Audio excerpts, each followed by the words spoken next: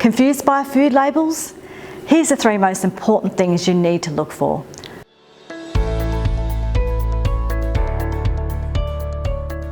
I'm Fiona Kane from Informed Health.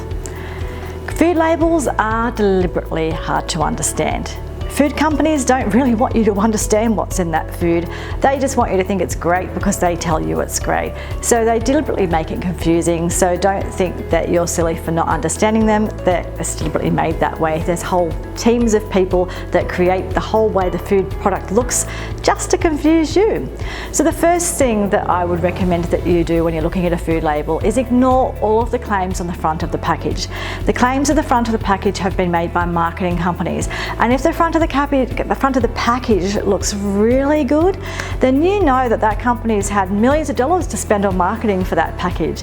And the only companies that have millions of dollars to spend on marketing to make the front of the package look that good are the companies that are selling foods that aren't so good for you. So just be really aware the claims on the front are usually worthless. Like, it'll say sort of cholesterol free. Sometimes it says it on something that wouldn't have cholesterol in it anyway, and cholesterol is not a problem. And sometimes it will say that it's low this or low that, or light or sugar-free, or it'll say things like contains this vitamin or that vitamin. Totally ignore it. It's a whole lot of rubbish. It's not worth anything to you. So first thing you do is turn the package around. You have a look on the back of the package. The first ingredient I would look for is how much sugar is in there, and look at this on the nutrition panel where it has the numbers, and look at sugar and see how many grams of sugar it has. To understand how much sugar it should have, or how much sugar is healthy, the World Health Organization recommend we don't have more than 6 teaspoons of sugar a day.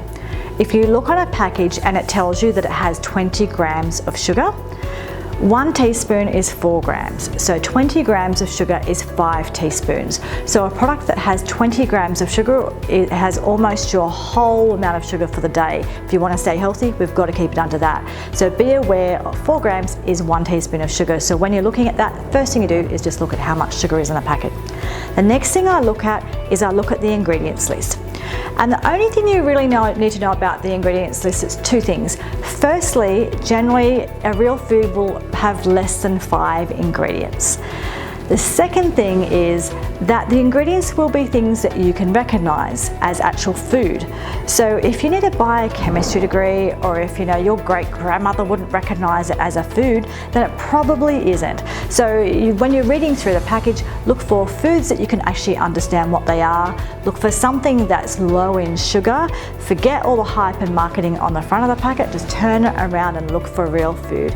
And the best thing is to eat food that doesn't come in packages. Of course, you don't need a special fancy packaging for something like salmon or broccoli. We already know they're good for us. These are the kinds of things we can help you with at Informed Health.